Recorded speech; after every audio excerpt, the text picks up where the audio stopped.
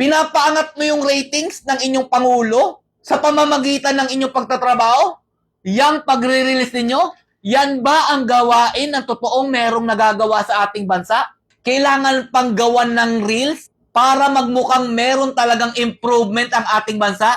Sa panahon ni Tatay Duterte, walang ganito. Pero nakita po natin ang magandang epekto ng kanilang pagtatrabaho. Hindi kasi puro sa salita ang ginagawa ng Duterte administration. Ginagawa talaga nila agad. At hindi na kailangan ipagyabang, hindi na kailangan ipagmalaki dahil pera ng taong bayan naman ang ginagamit yan. Yan ang pagkakaiba ng Duterte administration dito kay Marcos Jr. administration. Kaya tinutulig sana kayo ng ating mga kababayan Pilipino sa pinaggagawa niyong katarantaduhan sa ating bansa. Matapos pagmumurahin ng kababayan nating OFW si Claire Castro sa Canada, eto po yung kanyang naging statement. Bakit daw po nagawa sa kanya yon? O eto mga Lodi ha, panoorin yung mabuti kung ano po yung mga pinagsasabi at dahilan ni Claire Castro bakit nga po umabot sa ganito. O eto po.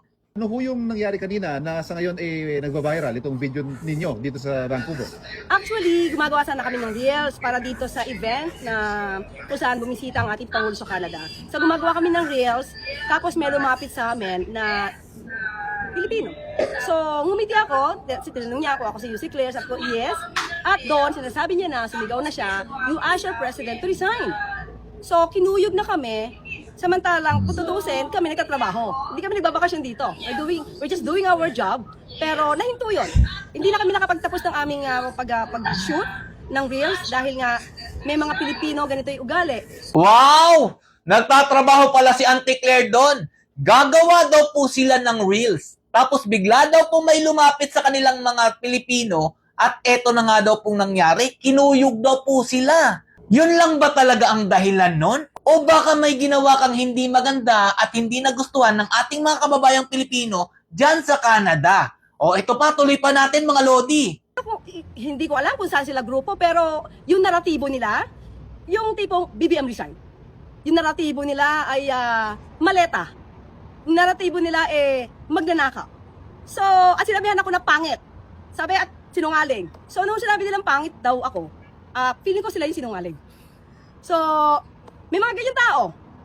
May freedom of expression tayo, pero hindi naman kailangan maging bastos. Pilipino kayo, hindi naman ganyan ang ugali ng mga Pilipino eh. How did you feel about that, Jose? Did you feel threatened at any point? At that time, dalawa lang kasi kami, ni Director Robert Sol. Kasi nga siya yung kumukuha sa akin. Siya yung kumaga, sa kanya hawak yung camera. So, threatened. Siguro in a way, kasi dalawa lang kami. Hindi ko alam kung mananakit sila or what. Kasi parang, siguro yung grupo naman nila, parang kung sino man yung idolo nila, parang sanay sa bayolente. Yung pagiging bayolente. So, syempre hindi namin alam. Buti na lang, thank God, na pagtawid kasi namin, hindi namin alam na may mga police officers.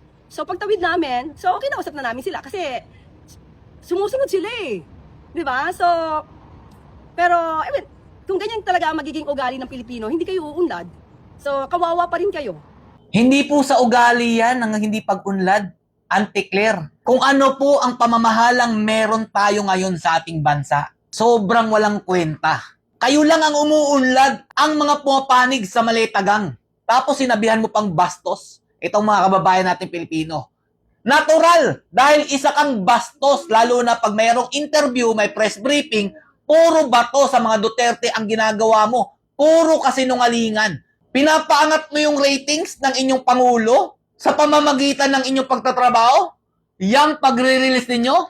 Yan ba ang gawain ng totoong merong nagagawa sa ating bansa? Kailangan pang gawan ng reels para magmukhang meron talagang improvement ang ating bansa? Balikan po natin ang panahon ni Tatay Duterte. Wala kayong makikitang ganto, opisyal ng gobyerno na naging vlogger para lang pagmukaing napakarami po nilang ginagawa. Pero ang outcome mga Lodi, wala talagang nagawa. Panahon po ni Bongbong Marcos Jr., halos lahat naging vlogger na. Ombudsman, tagapagsalita ng Malacanang na si Claire Castro, pati si PBBM na Pangulo ng ating bansa. Kailangan pa mag-hire ng editor para lang pagmukaing napakaganda ang kanilang mga ginagawa. Sa panahon ni Tatay Duterte, walang ganito. Pero nakita po natin ang magandang epekto ng kanilang pagtatrabaho.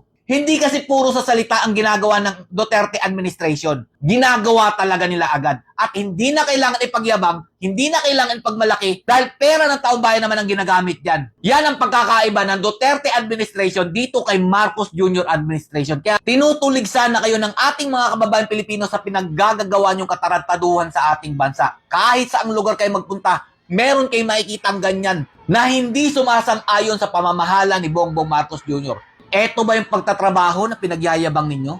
Nagre-reels kayo? Sino nagbabayad ng editor niyan? Sino nagbabayad ng director niyan? Di ba? Pera ng taong bayan. Pero walang epekto yung ginagawa ninyo para umunlad ang ating bansa. Kayo na bahala kung maniniwala kayo na ganito nga po talaga ang punot dulo kung bakit sila pinagmumura dyan sa Canada. Stay safe. God bless you all. Nahanap mo na rin ang hinahanap mo, Claire Castro. Kahit ano pang mangyari, Duterte pa rin ang sinisigaw ng taong bayan.